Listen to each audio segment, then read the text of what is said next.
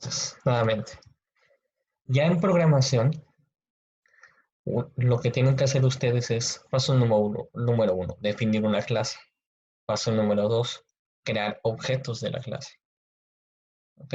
Si yo quiero guardar información de los atributos de una clase, tengo que crear un objeto de esa clase. ¿Ok?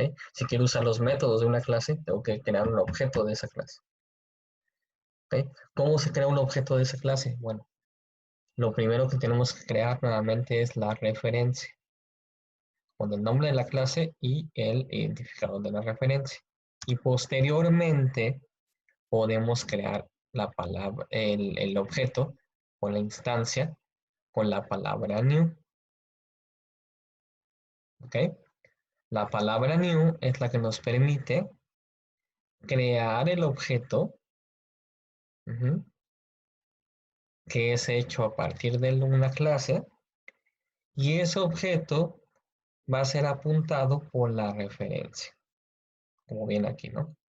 Entonces, yo puedo hacerlo en un solo paso, por ejemplo, nombre de la clase, identificador de la referencia, igual a new y el nombre de la clase. Es decir, estoy creando, por ejemplo, aquí un nuevo precio, un nuevo objeto precio, creo esta estructura y luego le digo a su vez que creo una referencia de tipo precio que se llame Q, la cual va a apuntar a este nuevo objeto. Este es el esquema que vemos aquí. ¿Ok? Vamos a hacerlo entonces esto en Eclipse. ¿Sí? Voy a crearlo de cero para que no haya problema. Hola, clase 2.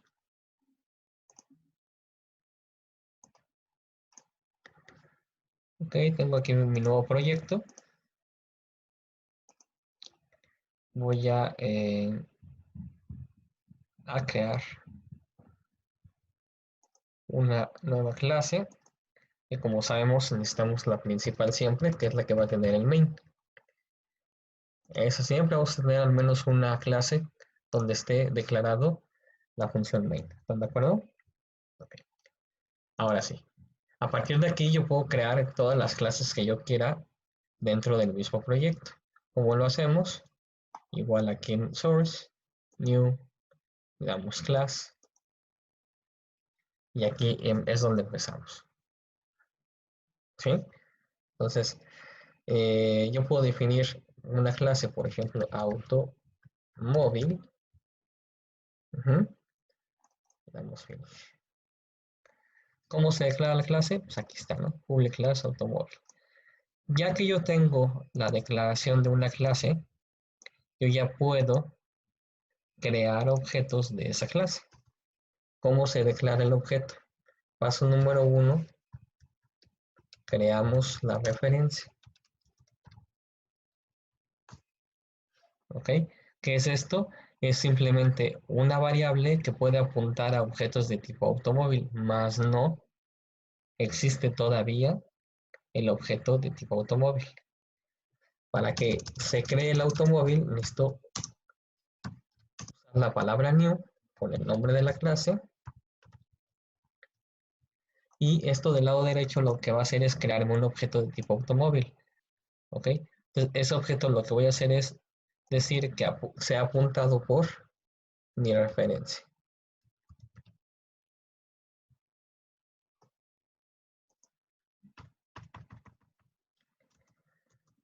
Okay. Obviamente, la referencia debe ser del mismo tipo del objeto para que pueda apuntar hacia él. ¿Ok?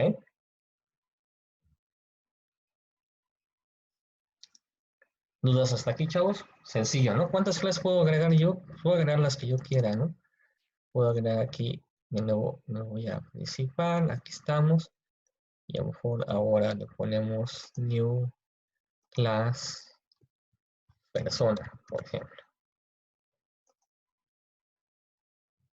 Ya tengo automóvil y persona. Si yo quiero crear una persona, pongo el tipo de dato, que es la persona, la referencia. Por ejemplo, referencia a persona 1. Y para crear el objeto necesitamos la palabra new, el nombre de la clase, abro y cierro paréntesis. Y el objeto que se cree del lado derecho, quiero que sea apuntado por ref P1. ¿Ok? Entonces aquí, por ejemplo, ya tengo mi programa con la clase principal, pero sobre todo con dos clases más adicionales, que es automóvil y persona. ¿Ok? Son clases ahorita vacías, es decir, no tienen ni atributos ni métodos, pero eso no impide que yo pueda crear los objetos de esa clase. ¿Qué se van a crear? Pues se van a crear referencias que apunten a esos objetos, donde esos objetos pues, es como un huevo vacío, ¿no? No tiene nada realmente adentro, no estamos encapsulando todavía nada. Pero eso es simplemente el principio de la declaración de una clase y la creación de un objeto. ¿Ok? Bueno, sigamos con la presentación.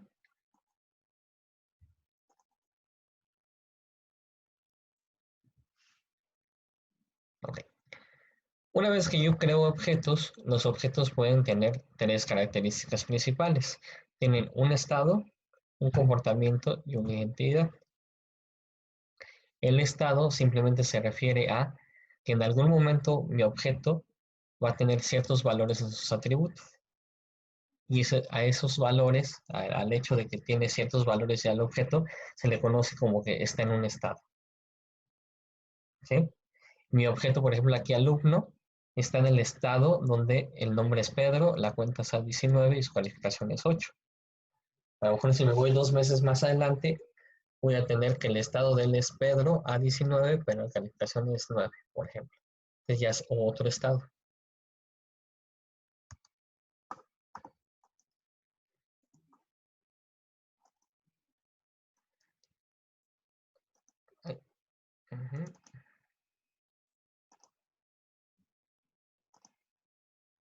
¿Ok?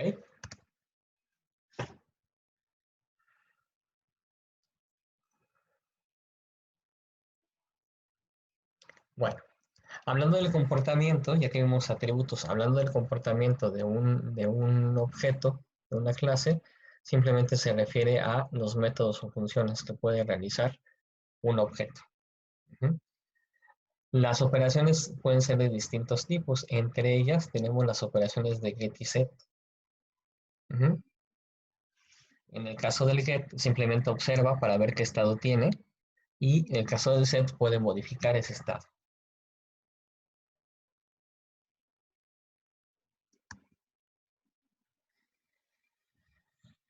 Yo puedo distinguir entre un objeto 1 y un objeto 2 por su estado.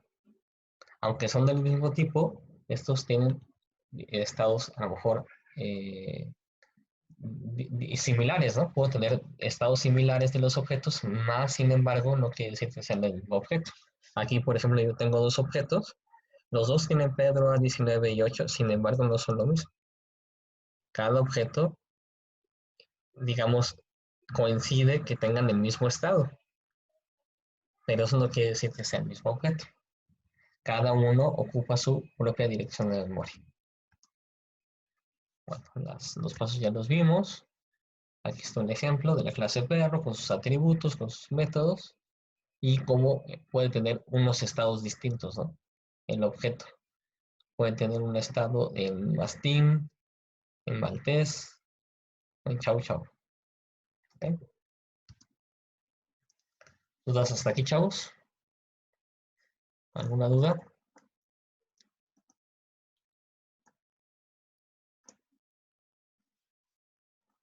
¿No? ¿Seguros? Bueno.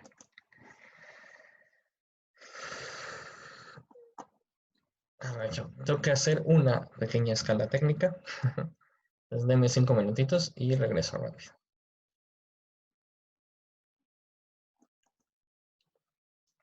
Sigamos entonces. Bueno, entonces, teniendo ya claro eh, las principales definiciones de programación de objetos, que son clase, método, que es un comportamiento. Bueno, a ver, clase, que es el molde.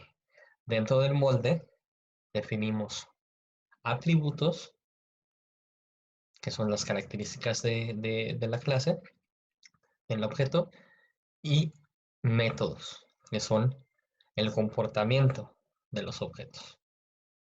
¿Ok?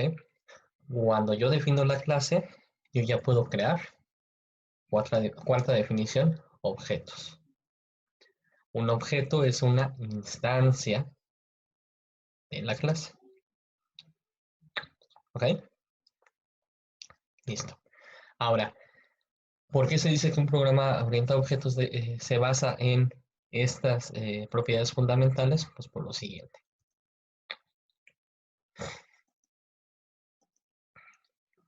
Bueno, abstracción ya lo vimos. Es simplemente ver qué características y qué métodos me voy a traer de los objetos para mi programa. Puede tener miles de comportamientos, puede tener miles de características, pero para términos de mi programa yo solamente voy a traer los que me interesan. ¿Ok? Entonces aquí, como dice Homero, hay que hacer énfasis en qué hace, más no el cómo lo hace, ¿no? Él pedía en ese capítulo que hiciera mil cosas su auto, pero en realidad pues no le importaba en cómo hacerlo, ¿no? Ujú. Entonces veía qué características y qué funciones quería que tuviera su automóvil. Y eso es lo que nos interesa también nada más. Ver qué características y funciones son las que va a tener en mi programa el auto o la televisión. Encapsulamiento simplemente se refiere a que mi clase, ya que tengo definidos métodos y atributos, yo voy a decir cuáles de ellos son públicos, cuáles de ellos son privados, es decir, cuáles son visibles hacia los demás y cuáles no son visibles hacia los demás. Cuáles de lo que yo conocía como variables, que ahora son atributos, puedo acceder desde fuera de mi clase o de mi objeto y cuáles no. Es decir, cuáles son públicos o cuáles son, por ejemplo, privados. Igual los métodos. Yo puedo tener métodos que me solicite a alguien más que haga, que inscriba, que dé de baja, etcétera. Y esos pueden ser públicos. Pero yo puedo tener métodos dentro de mi clase, otros métodos que no son accesibles por otras clases. Y esos pueden ser privados. ¿Ok? Entonces puedo tener dentro de mi clase definidas variables públicas o privadas. Y también puedo tener métodos públicos o privados. ¿Ok? Esas son las dos principales formas de encapsular la información. Hay cosas, como decía Homero acá, yo puedo pedir mil cosas aquí de lo que quiero que haga, pero no el cómo lo hace. Quizá en el cómo lo hace, dentro de mi auto, se llaman a cientos de métodos de manera interna, pero esos métodos no están visibles para los demás. Y eso es lo que se le conoce como encapsulamiento.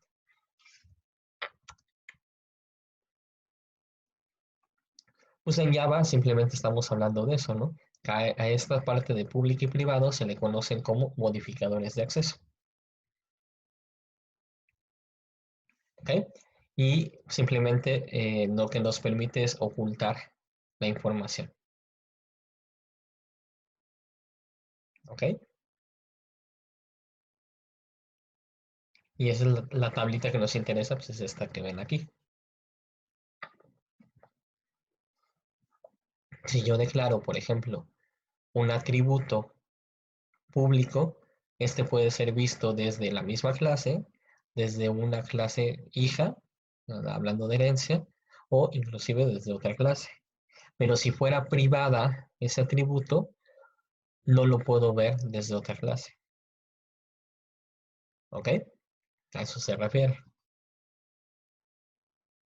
Lo mismo los métodos. Si yo declaro un método público, puede ser visto obviamente, de manera interna,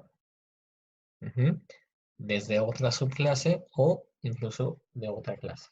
Pero si fuera privado, no puedo verlo desde otra clase, ese método. ¿Ok? Eso es el encapsulamiento.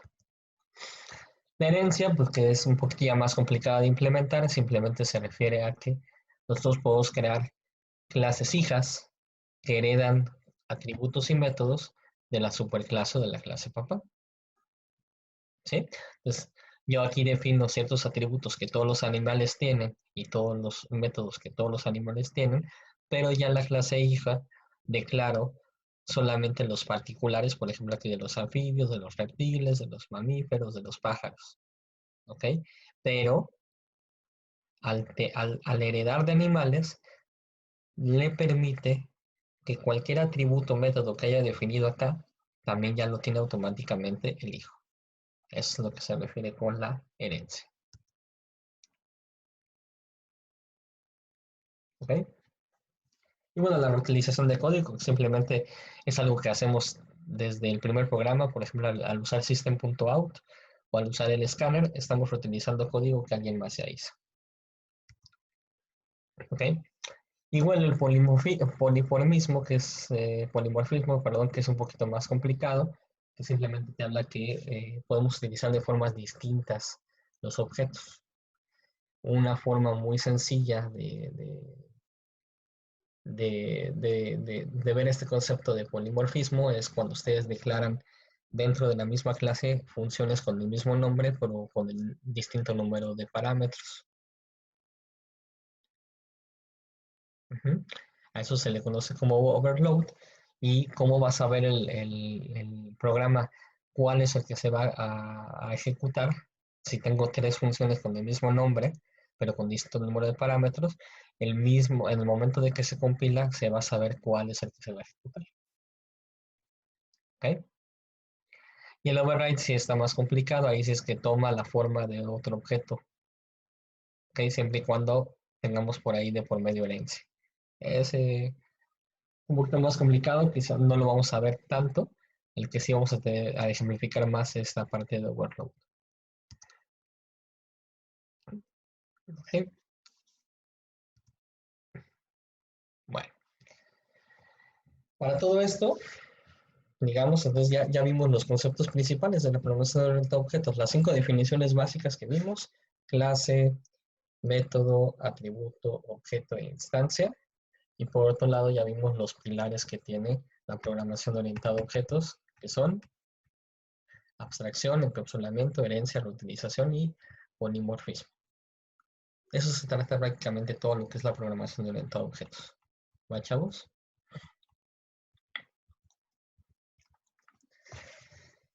Existe, existe un lenguaje de modelado que nos permite a través de dibujos, digámoslo así, representar objetos o de representar clases y representar el comportamiento de las mismas. ¿Okay? Entonces, ese lenguaje se le conoce como el lenguaje de modelado unificado o UML. Y si ustedes ven diagramas de este tipo, pues, teóricamente deben de entender que están definiendo una clase, cómo se comunica con otra, qué flujo tiene, etcétera, simplemente porque es un lenguaje común para todos. Si ustedes saben UML, van a poder interpretar esos diagramas. En el caso, para ahorita, para esta parte de programación, me interesa nada más que sepamos cómo representar una clase. Esa es una de las formas de cómo representar una clase. Se pone el nombre de la clase y abajo se divide. Aquí en esta, por ejemplo, se pone sus atributos y sus métodos. O incluso se puede poner el tipo de cada uno de los atributos. O incluso se puede poner el estado, ¿no? Poner el modelo string y ponerle W motor 2000 y no sé, algo más, ¿no? Ok. Entonces, esta es la que nos interesa, digamos. Ahora, dentro de cada clase, objeto, como les digo, ustedes van a tener tanto métodos como, bueno, funciones, que son los métodos, como variables, que son los atributos. Y ustedes deben de definir si esos van a ser públicos o van a ser privados.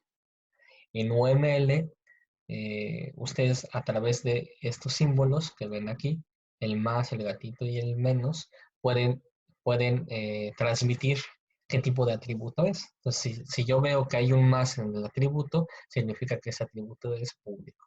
Si tiene un gatito que es protegido y si es un menos que es privado. Lo mismo aplica para sus métodos. Ujú. Entonces ya con más razón cuando veo un diagrama como este, pues voy a poder identificarlo, ¿no? Ah, mira, pues es público, es privado, está hablando de atributos, la clase se llama tal, etcétera. Eso es lo que me permite UML. Ejemplo, aquí está, ¿no? Si leemos este diagrama UML, lo que me está diciendo es que la clase se llama empleado, que tiene 1, 2, 3, 4, 5, 6, 7 atributos. El primero que es empleado ID es privado, ¿no? Vamos a ver aquí. El primero es privado, ¿no? Porque es un menos. Luego, el número de seguro social y el salario es protegido. Y los demás son públicos, ¿no? Dirección, ciudad, provincia y código postal son públicos. También me está diciendo, por ejemplo, que la ciudad, dirección, provincia y código postal son cadenas, así como el número de seguro social. En cambio, el salario es de tipo real y el número de empleado es de tipo entero. Y a su vez me dice que esta clase empleado consta de 5 métodos, donde casi todos son públicos, excepto trasladar. ¿Ok? Entonces, yo podría ya, a partir de este diagrama, empezar a crear el cascarón de esta clase, ¿no? Declarar public class empleado. Y dentro de él, crear todos sus atributos y todos sus métodos de acuerdo a lo que dice aquí, con sus tipos, por ejemplo, y sus modificadores de acceso. De eso nos sirve UML.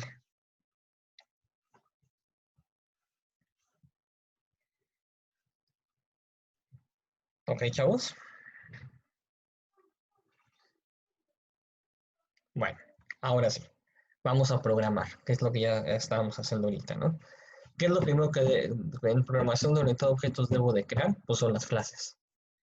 La primera clase que creamos, por ejemplo, vámonos aquí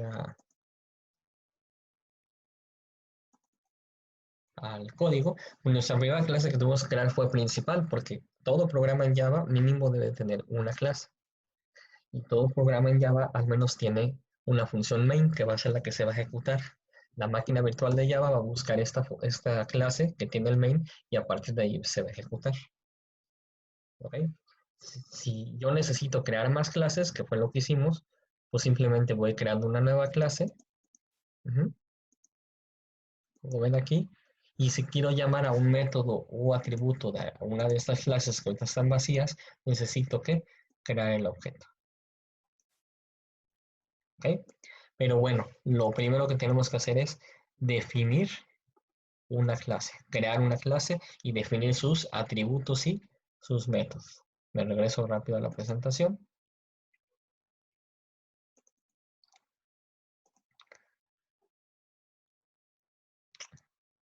¿Ok? Entonces, ¿qué es lo que vamos a hacer cuando vamos a definir una clase? Vamos a decir cómo se va a llamar la clase, el nombre de sus elementos, es decir, sus atributos, y vamos a ver cómo se van a llamar sus funciones y de qué se van a tratar. Eso es lo primero que vamos a hacer, ¿no? Crear una clase con el nombre que digamos, definir sus atributos y sus métodos. Ojo aquí, como viene aquí en rojo.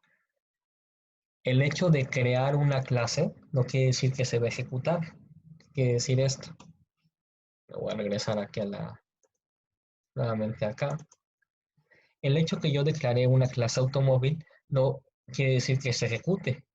De hecho, ni siquiera tengo nada, ¿no? Pero bueno, no quiere decir que se ejecute. ¿En qué momento se va a ejecutar? Solamente hasta que creo un objeto de la clase. ¿Qué quiero decir aquí? Que las clases no son ejecutables. Lo que se ejecuta son los objetos de las clases. Es parecido a los tipos de datos. El hecho de que existan tipos de datos no quiere decir que se ejecutan los tipos de datos. Los tipos de datos se usan a partir de la creación de variables. Aquí es lo mismo. Las clases se usan a partir de la creación de objetos. ¿Ok? Pues aquí ya estoy creando objetos y eso es lo que realmente se está ejecutando. Lo que va a ser el objeto. ¿va?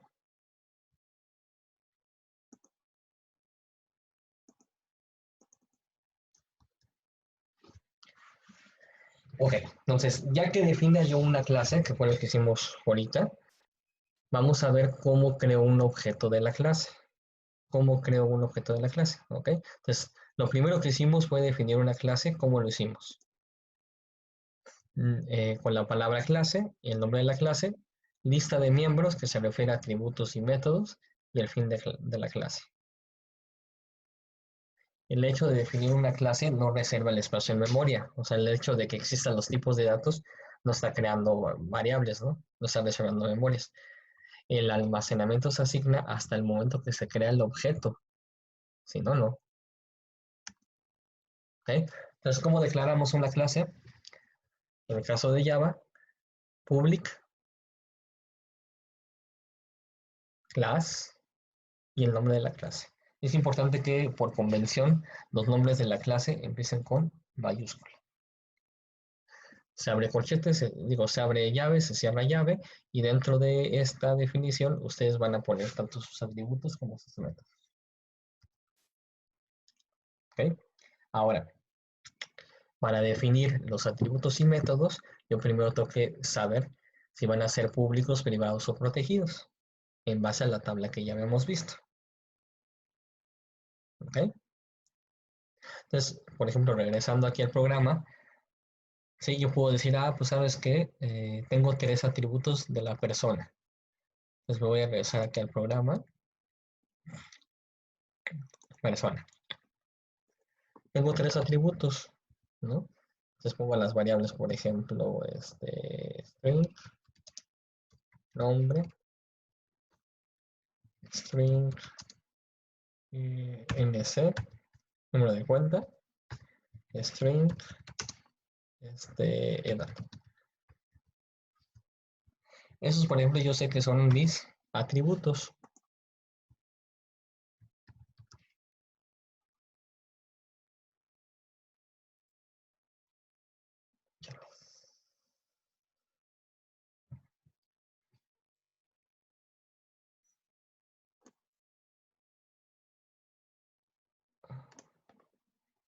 Dame un segundito. Me está acabando aquí el espacio.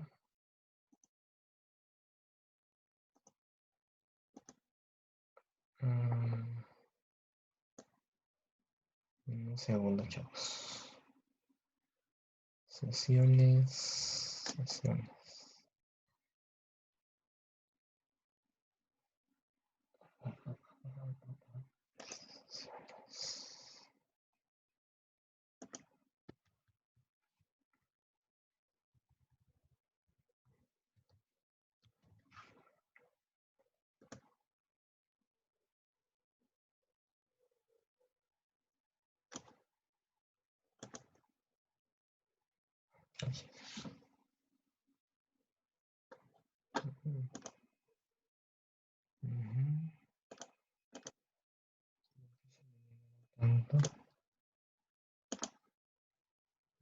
Aguántenme un minutito.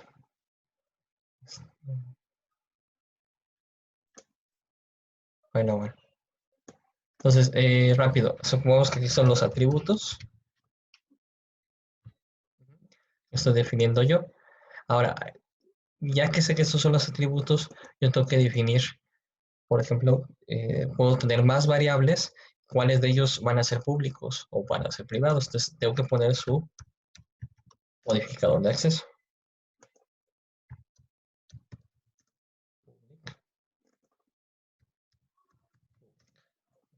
Eso me permite realmente saber si encapsulo la información o no la encapsulo. ¿Ok? ¿Estamos de acuerdo? Con eso yo defino los atributos.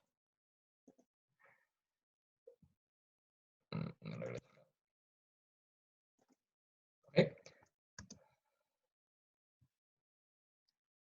Muy bien. Entonces, ya que creé yo mi clase y que definí, por ejemplo, los atributos o también puedo definir los métodos, ya debo de ver cómo creo un objeto de esa misma clase, que ya vimos que es primero creando la referencia y después creando el objeto.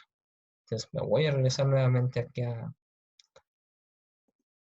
a Eclipse. Tenemos Eclipse. Entonces yo puedo tener también, por ejemplo, aquí un método public void saluda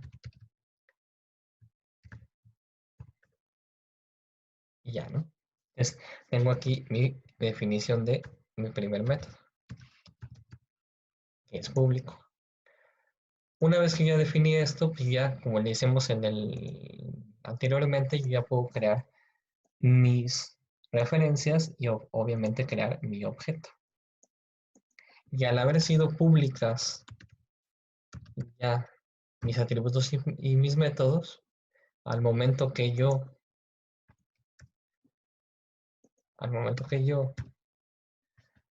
quiero acceder a ellos, pues ya me aparecen aquí, ¿no? Por ejemplo, es que es en persona, ¿no? Aquí está. En persona, ref p1 punto, y ya me aparece, ¿no? Edad, número de cuenta, nombre, y su método público que es persona. ¿Ok? Entonces, rápido en mi programa, primero creo clases, y ya que creé mis clases, creo los objetos para poder yo poder acceder a sus atributos y a sus métodos. ¿Ok? A ver, chéquenlo, hagan este ejemplo, creen las dos clases, creen algunos atributos y algunos métodos públicos y vean que pueden acceder a ellos. Y regresamos rápido.